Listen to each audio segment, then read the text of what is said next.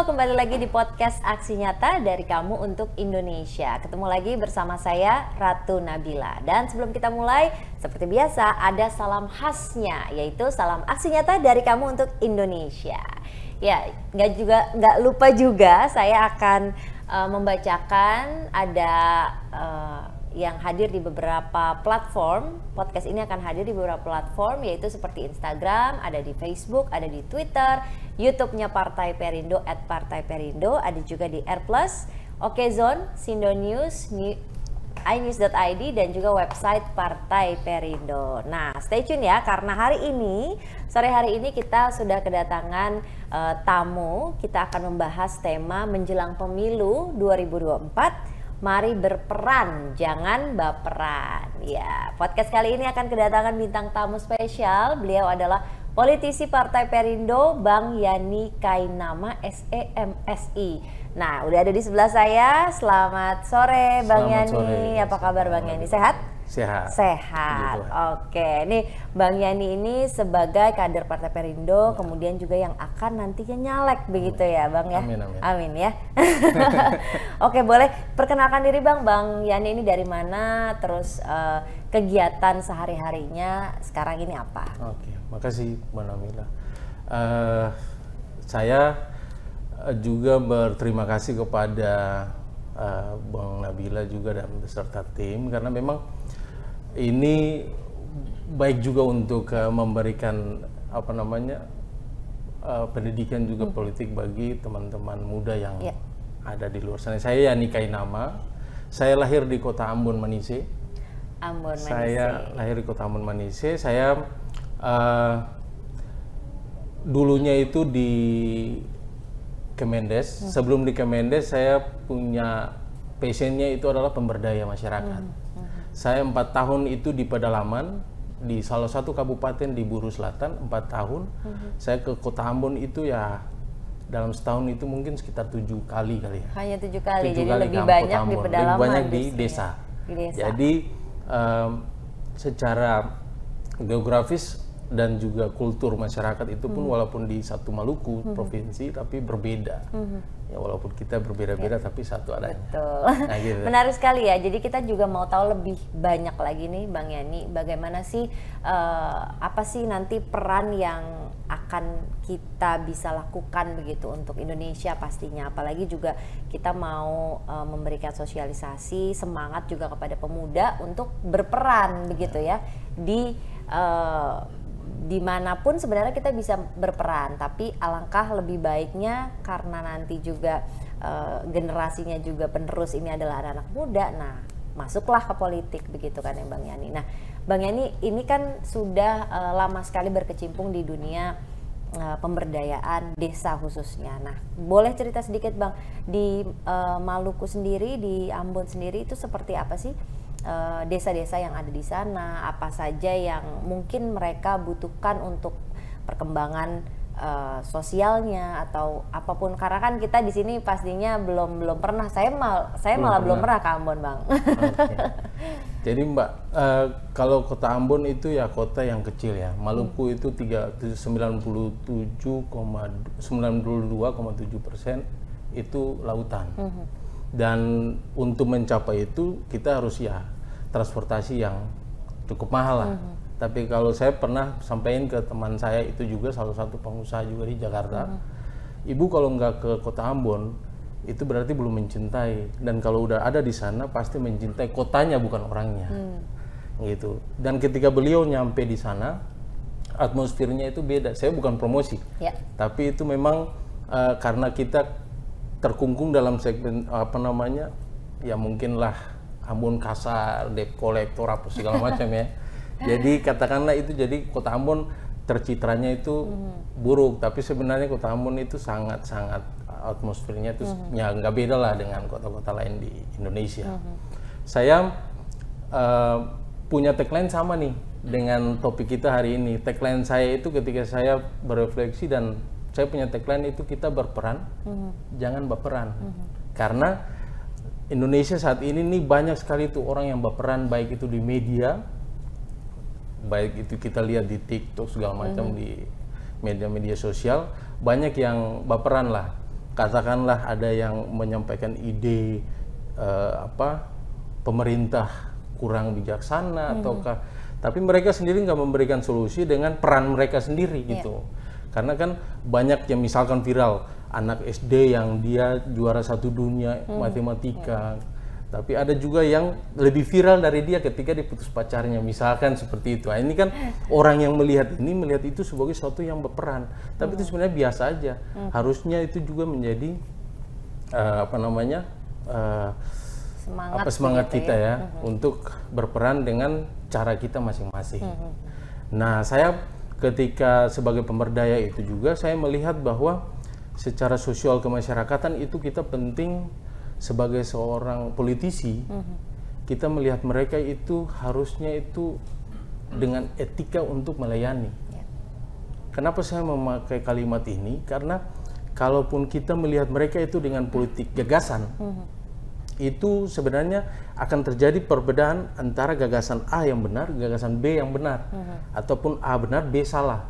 Tapi kalau kita melihat itu sebagai suatu pemahaman bahwa kita adalah masyarakat, ada perwakilan masyarakat yang melayani, itu berarti beres tuh urusan kita untuk. Iya, jadi solutif begitu ya Bang Yani ya. Jadi kita melihat permasalahan apa sih yang masih kurang, yang masih ini, kemudian kita memberikan solusinya itu mungkin jadinya lebih lebih harmonis begitu ya Bang Yani ya. Kalau gitu berarti nanti Bang Yani ini akan nyalek di Saya nyalek Maluku, di Kota Ambon. Di Kota Ambon. Nyalek di Maluku, dapil Kota Ambon. Untuk Kota Ambon. Untuk Kota Ambon. Dapil Sirimo 1 semangat ya Bang. Ambon.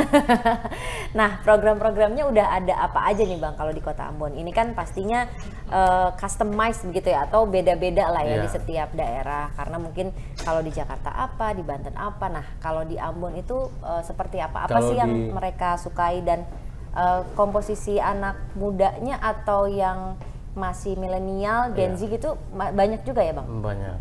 Jadi memang ya saya nggak mungkin buka di sini strategi saya ya. Tapi yang pastinya itu saya melihat fungsi legislatif itu kan legislasi, penganggaran dan pengawasan. Nah, bagaimana saya ketika ada di Kemendes, banyak sekali saya bertemu dengan baik itu Pemkab, Pemkot, pemerintah kabupaten kota, bahkan juga anggota dewan yang berkoordinasi di bidang saya di Kemendes itu. Tapi di Kota Ambon, dari Kota Ambon itu kurang. Nah, kenapa? Mungkin karena mereka berpikir ini udah kota, mungkin bukan kota. Desa. Padahal sebenarnya banyak yang bisa diintervensi gitu. Karena ketika saya di situ dengan teman-teman jaringan di Jakarta, saya melihat bahwa penting kalau saya duduk di situ dan memikirkan dan bahkan memberikan sebuah perhatian kepada pemerintah untuk bisa lebih baik dalam melaksanakan tugas pemerintahannya. Nah, kalau misalkan fungsi-fungsi legislasi, misalkan kita di Kota Ambon sendiri kan nggak masuk nih di Lokpri pariwisata nasional. Banda yang dulunya. Padahal di situ ada Banda Neira ya. Iya, Banda Neira itu kan secara Maluku, dan juga di Kota Ambon itu ada satu benteng yang dia juga sangat tua, Benteng Victoria. Itu peninggalan Belanda, tapi kan pariwisata ini kan kita harus buat dia secara, katakanlah bukan lalu lintas yang kita buat dia rekayasa, tapi pariwisata itu harus direkayasa. Bukan direkayasa untuk sifatnya negatif, enggak, tapi cerita itu harus dibuat secantik mungkin sehingga orang melihat Kota Ambon itu seksi gitu. Maksudnya dengan ciri khasnya dia adalah Kota Ambon Manise. Ya, maksudnya sekarang ini juga nama Kota Ambon itu City of Music. Ya, tapi dalam regulasi itu kita nggak terlalu mendukung City of Music itu. Harusnya banyak festival musik, musik walaupun lokal maupun internasional begitu ya Bang? Kan gedung banyak, fasilitas banyak memadai, fasilitas musik juga ada, tapi regulasi yang tidak mendukung City of Music itu. Mungkinkah juga ini peranan saya ketika nanti kalau saya masuk, sama-sama juga dengan teman-teman Perindo dan partai-partai yang lain, ya bisa memberikan itu. Dan Kota Ambon itu pariwisatanya harus juga dikembangkan. Misalkan di Kota Ambon tuh banyak becak juga, Mbak. Di Kota Ambon tuh banyak becak. Saya belajar dari salah satu kota, bahkan di luar, ada di luar Indonesia juga, becak itu menjadi satu, ya maksudnya unik. Ya katakanlah Jogja lah. Bagaimana subsidi dari BUMD ke pendukung becak itu, sehingga orang naik becak itu yang harusnya bayar 10.000, mereka bayar 5.000 aja. 5.000 itu di subsidi oleh CSR dari BUMD sekian. Nah itu kan nggak didukung oleh regulasi. Nah makanya pemberdayaan masyarakat sebagai penunggang becak itu pun ya nggak dapat lah istilahnya gitu. Akhirnya mereka ya setiap hari ya tukang becak tarik becak dapat 100-200 ribu, udah pulang beli makan habis juga, ya kan. Nah makanya itu nggak terlalu memberikan sebuah pembelajaran yang baik bagi masyarakat, bahkan itu juga akan memperlambat pertumbuhan ekonomi di Kota Ambon itu sendiri. Tapi secara umum ya Kota Ambon punya PAD cukup lumayan dari sisi kota itu, dan tingkat ya survei tingkat kesukacitaan, walaupun kita makan gak makan tapi kumpul, istilahnya gitu. Tapi yang pasti semua tuh ya baik-baik lah, sejahtera. Bahagia gitu ya. Bahagia. Iya. Tapi karena alamnya juga bagus tuh, Bang. Mungkin itu juga salah satu atmosfer yang buat kita tetap semangat. Iya, betul sekali. Nah, kalau kita berbicara juga mengenai bagaimana peran pemuda di dalam politik untuk membangun masyarakatnya, khususnya di Ambon sendiri atau di Maluku. Nah, ini peran pemuda di Ambon sendiri sekarang seperti apa, Bang? Pemuda di Kota Ambon pada umumnya juga mereka mungkin ikut ya kita sama-sama melihat dalam perkembangan teknologi saat ini juga banyak yang ada masuk sebagai gamers juga, bahkan juga teman-teman yang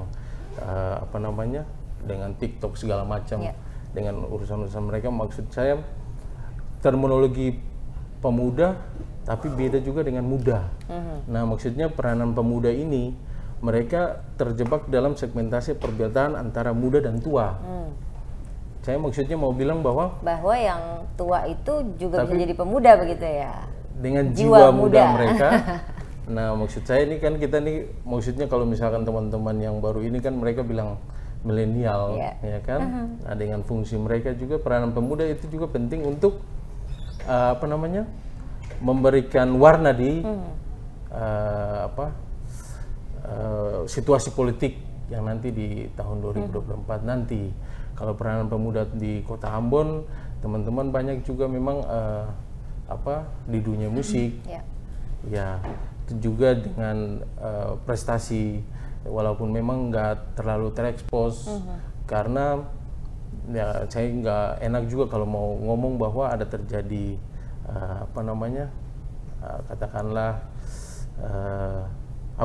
perbedaan gitu ya, mungkin soal fasilitas gitu, sehingga nggak terlalu terekspos. Tapi bagi saya sekarang jendela-jendela itu udah terbuka, jadi nggak ada urusan lagi bahwa terisolasi segala macam kan. Mungkin kalau dari sisi transportasi mahal mungkin, tapi soal media terekspos bagi saya itu sangat terbuka gitu. Karena sekarang sudah di digital begitu ya, dari manapun asal kita ada akses internet itu bisa terekspos begitu ya, Bang ya.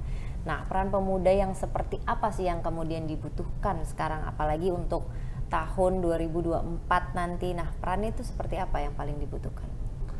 Peran kita yang paling dibutuhkan untuk menyongsong pemilu 2024 itu adalah kita memahami tentang pendidikan politik.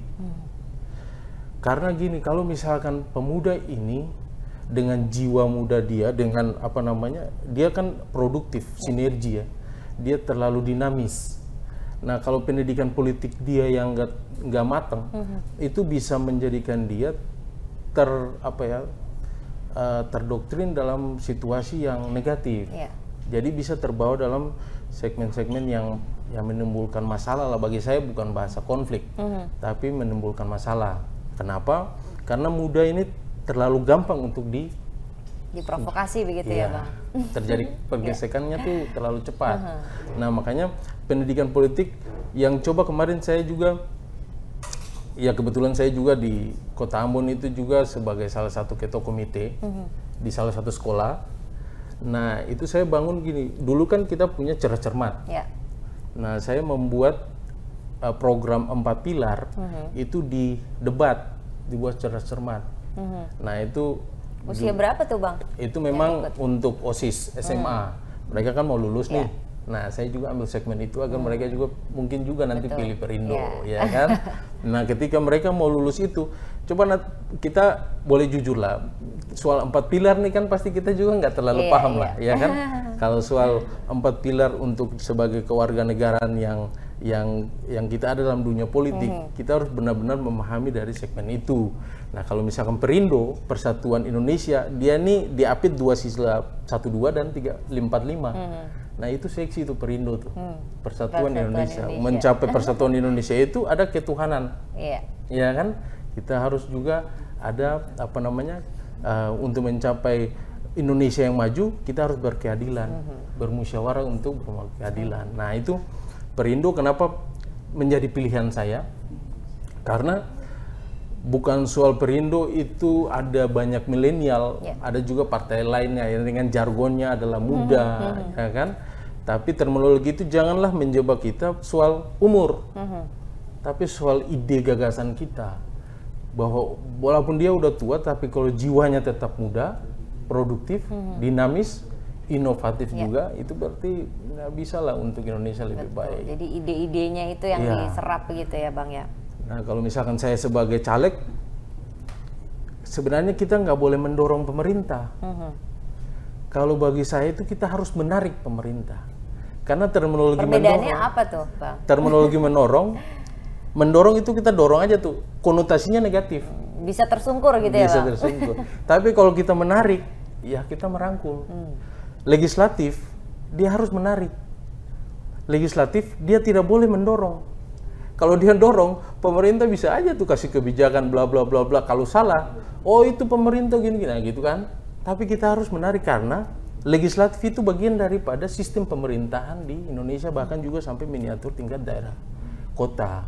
Sehingga kalaupun kita sebagai seorang legislator, kita harus menarik dong, menarik mereka untuk sama-sama nih, dengan fungsi-fungsi kita, tapinya fungsi legislasi kita, fungsi pengawasan kita, bahkan juga dengan fungsi penganggaran kita. Kalau kita melihat dari pemilu sebelumnya nih di yang kemarin yang ada politik identitas, nah itu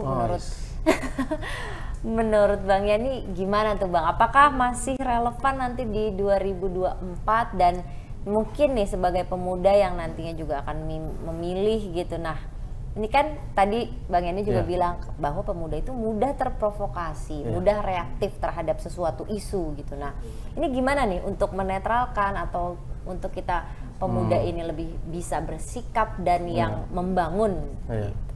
Jadi politik identitas secara pribadi saya nggak terlalu setuju lah, nggak suka dengan bahasa atau terminologi begitu, karena politik identitas ini ya apa ya, kita ini kan berbineka tunggal ika. Betul. Bahasa kita merajut kebinekaan Indonesia. Terus juga Perindo, Persatuan Indonesia. Lah kalau misalkan kita masih tersegmentasi dalam atau terkungkung dalam bahasa bahwa politik identitas, bagi saya bahasa ini harus dihilangkan dari mindset kita sebagai anak muda. Karena kenapa? Karena tidak kita ini sesuai begitu ya Bang dengan tujuannya. Iya, karena ya kalau miniatur Indonesia, katakan lagi nih, saya Kota Ambon, saya datang di Jakarta, katakanlah oh ini dari timur, ya kan? Identitas saya tuh dari timur. Sama juga kalau dunia, kita Indonesia nih, di Eropa, di Amerika, Indonesia mana Indonesia? Bali. Sama halnya juga. Jadi orang dengan sendirinya akan membuat sebuah perbedaan, gitu. Akan membuat sebuah perbedaan. Kalau miniatur Indonesia dari timur, oh ini dari timur, oh ya. Kalau kita ke Indonesia ke dunia, oh itu Indonesia mana? Nah, gitu, sama aja kan? Nah, itu harus dihilangin sehingga politik identitas itu tidak terjadi. Dan kita harus membuka diri, harus berjiwa besar bahwa kita harus memberikan gagasan kita, peran kita, ya kan, ide kita, cara kita yang lebih lebih beretika lah, lebih elegan. Karena Indonesia ini kan masyarakatnya kan penuh etika, beradab segala macam, ya kan. Nah itu makanya saya mau bilang bahwa politik itu adalah etika untuk melayani. Bukan politik itu politik identitas. Iya. Bukan juga menurut saya, bukan juga politik yang bergagasan. Karena kalau kita politik gagasan, itu juga akan nanti pasti akan timbul perbedaan. Gagasan ini lebih baik, gagasan ini belum baik. Dan sebenarnya itu tidak masalah juga ya Bang Yani? Sebenarnya itu belum masalah, tapi kalau misalnya kita melihat politik itu adalah etika untuk melayani, dimanapun saja kita berada, kita melayani, ya kan? Dengan peran kita masing-masing. Seorang pramusaji ketika dia datang, dia kasih itu minuman. Nah, saya mohon maaf Mbak, saya ini kan juga punya ya promosi lah, ada di dunia itu juga kan pemberdaya. Maksudnya saya melatih juga dengan teman-teman itu untuk pramusaji itu dia lebih baik. Karena kadang kan pramusaji datang ada tuh yang viral tuh kafe jutek, kasih menu itu segala macam. Nah ini maksudnya kalau dia melayani begitu, pasti kan orang nggak suka, orang nggak selera. Nah sama halnya juga kalau sebagai seorang legislator, sebagai seorang politisi, kalau dia dengan dia punya etika seperti itu, cara dia seperti itu, mereka suka cuma mungkin duit, mohon maaf ya, mungkin cuma duit atau ada sesuatu lah, karena mungkin dia saudara kayak apa segala macam, nah, itu mungkin. Tapi soal dia kan soal like and dislike ini pasti ada juga. Orang layak, semua orang cerdas di negara ini kan semua orang cerdas. Nah tergantung dia punya ya faktor-faktor itulah. Sehingga jangan kita ya maksudnya bahwa politik identitas itu menjadi sesuatu hal yang nanti membuat masyarakat itu berkonflik. Tapi politik identitas ini akan menjadikan suatu masalah di masyarakat. Padahal sebenarnya berbeda itu tidak ada masalah begitu ya, karena ya memang kita semua berbeda-beda gitu. Jadi diterima saja, tapi berkompetisilah dengan suportif begitu ya. Nah peran pemuda ini kan ataupun pemuda sekarang ini kan mungkin banyak yang masih skeptis nih Bang dengan politik gitu, kayak mungkin lebih suka melihat influencer di sosial media gitu daripada mereka masuk ke politik. Nah ada ini nggak sih pesan gitu untuk anak-anak muda, kenapa mereka harus masuk ke politik? Kita harus berpolitik di rumah juga kan pasti kita ya ada perilaku politik, tapi kita nggak menyadari bahwa itu adalah politik, ya kan? Mau makan, mau pergi ke sekolah, ini di sekolah ada mau acara ini nih gitu. Nanti deh saya bawa pulang nilai yang bagus istilahnya gitu ya. Kita berpolitik, ada satu take and give, ada sebuah tawaran, ya kan? Itu perilaku tanpa disadari gitu kita berpolitik. Nah anak muda, tapi menurut saya anak muda atau orang muda, jiwa muda, ya anak muda ya, yang sekarang ini udah nggak melihat politik itu bukan suatu hal tabu, tapi mereka akan melihat ini sebagai sesuatu yang lebih menarik.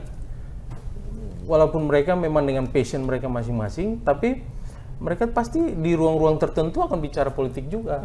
Oh siapa presiden kita nih, siapa pemimpin kita ini gini-gini, idenya gini-gini, pastilah. Jadi secara tidak sadar padahal memantau juga, memantau dan ada juga keinginan untuk kenapa begini, kenapa begitu, untuk mengkritisi, mungkin untuk juga ikut gitu ya. Tapi soal media mereka mungkin ya, media mereka nggak terfasilitasi dengan media untuk menyampaikan ide mereka, tapi dalam ruang kelompok kecil mereka pasti akan juga siuman dengan hal-hal yang menurut mereka tidak benar.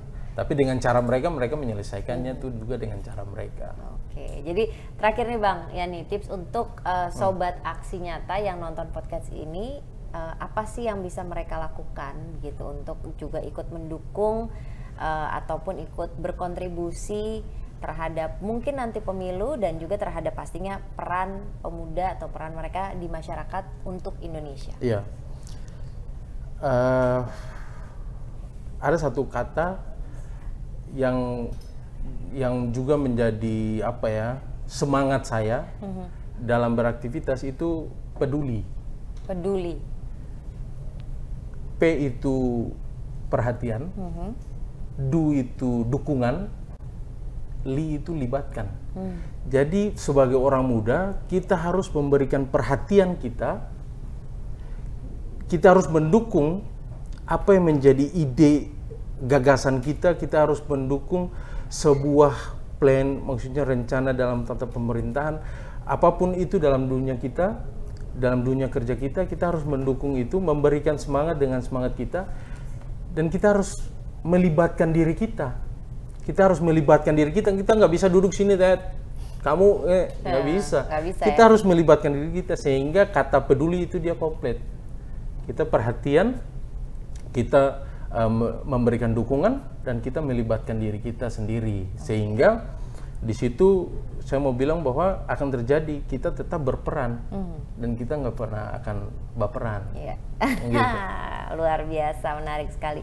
Ya, memang berkaitan dengan Partai Perindo juga, campaign aksi nyata dari Kamu Untuk Indonesia ini sangat relate sekali dengan movement yang dijalankan oleh Partai Perindo, yaitu bagaimana menjadi produktif, solutif, modern, bersih, berintegritas, peduli, dan juga langsung turun tangan untuk Indonesia sejahtera.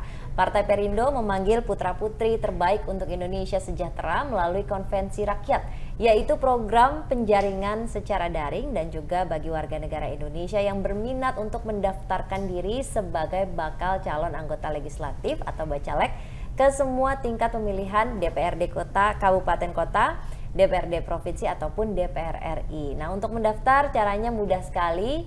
Detailnya langsung kunjungi di website www.konvensirakyat.com, dan untuk mendaftar sebagai anggota Partai Perindo bisa mengunjungi website www.partaiperindo.com atau juga bisa klik bit.ly, dan jangan lupa untuk download aplikasi Partai Perindo. Ya, terima kasih Bang Yani, luar biasa sekali sharingnya, dan juga semoga ini bisa menyemangati para pemuda ya untuk berperan begitu, peduli tadi ya, bergerak secara aktif, bukan hanya mengkritisi begitu ya, tapi juga ikut berperan aktif membangun. Terima kasih juga kepada Partai Perindo yang selalu bergerak dengan aksi nyata. Semoga Partai Perindo semakin sukses dan maju terus untuk Indonesia sejahtera. Salam aksi nyata dari Kamu Untuk Indonesia. Saya Ratu Nabila, terima kasih dan sampai jumpa. Marilah seluruh rakyat Indonesia, arahkan pandanganmu ke depan.